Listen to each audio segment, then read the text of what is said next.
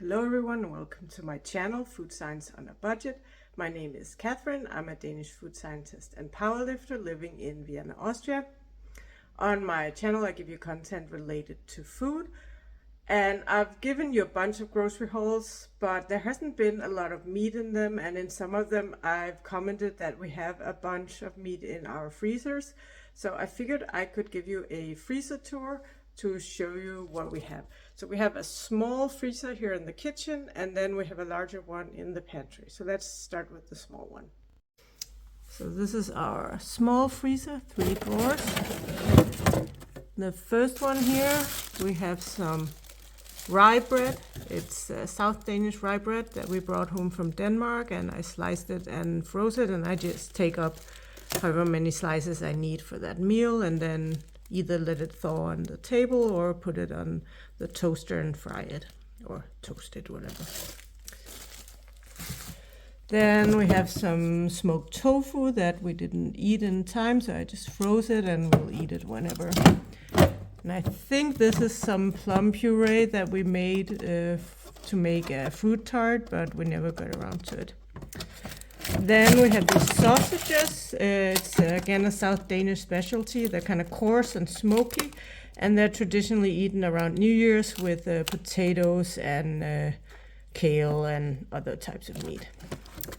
Then I have 4 bags of chicken, and I really need to use those up, so that's the reason why I moved them to this freezer, to remind myself to eat them. And I'll just put it back in there.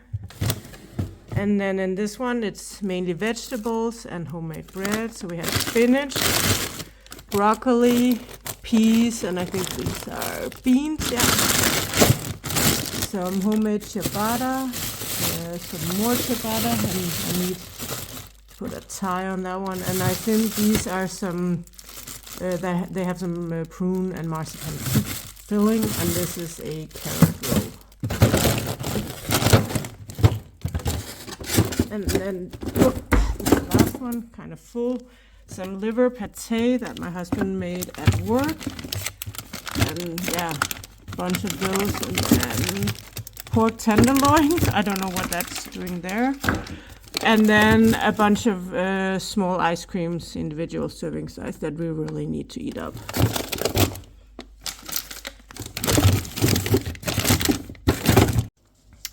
So here's the big freezer. I'll try and be a bit quicker so it doesn't start beeping. Pork tenderloin up here. Nutella ice cream, super delicious. Magnum ice cream, also super delicious. Some Ben & Jerry's, some Häagen-Dazs, and another Ben & Jerry's. Some lunch meat. We have turkey and chicken. Up here, some ice cubes and like a cold pack. More pork tenderloin, some pork pieces, a pork roast. It looks like 3 packages of beef strips.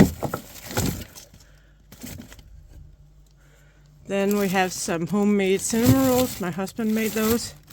More rye bread, another cold pack. We have some leftover cake here that we'll use for like another Danish type cake, where you add like a bunch of cakes and raspberry jam, rum essence, and yeah, you can put marzipan on top of it. Then this is pork again, more pork, pork roast, and some more beef and some chicken breast on the bone back there. All of this is minced pork. I'll take one out and show you afterwards. And more cake for that other cake. Spare vegetables and some hot dogs and some some kale for that dish I was telling you about before.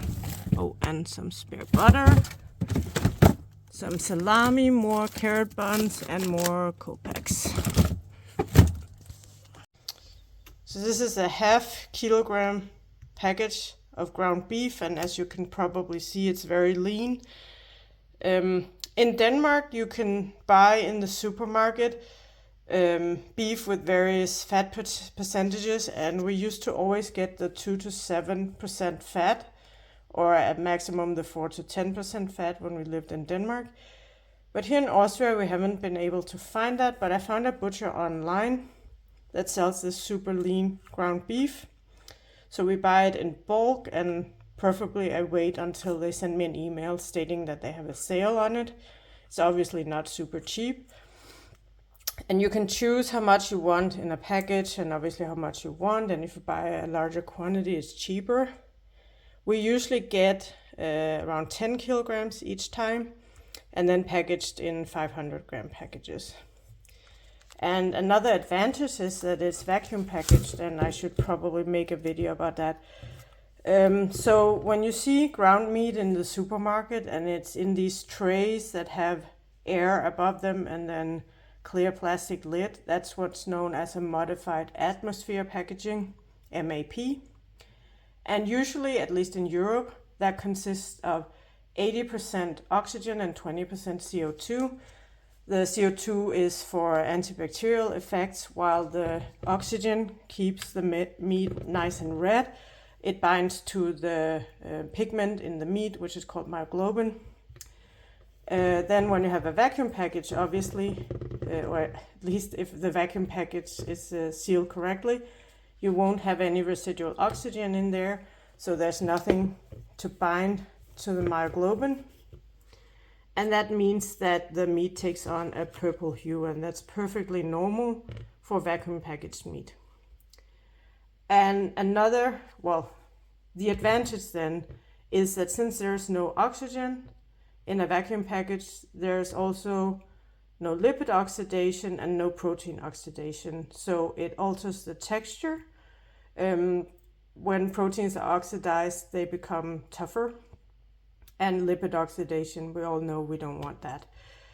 Then the issue is that you just need to make sure that your vacuum seal is good so that there's no residual oxygen in there. Yeah, so those were my freezers. I guess it would be nice to have some more frozen berries in there. I ate up the rest of what we had not too long ago because honestly we weren't really using them, so I figured I would get that out of the way. And yeah, as I mentioned, I really need to use up those package of chicken that I repackaged myself because they're getting so a little bit of freezer burn and too large ice crystals. So ideally, when you freeze meat, vacuum packaging is the best, and obviously not everyone has a vacuum sealer at home. We don't. Then try and squeeze out as much oxygen out of the package as you can before you freeze it. Yeah, so that was my freezer tour, and hopefully that gave you an idea of why we haven't been buying a lot of meat lately. Thanks for watching, and I hope that you like my video enough to give it a like and maybe consider subscribing to my channel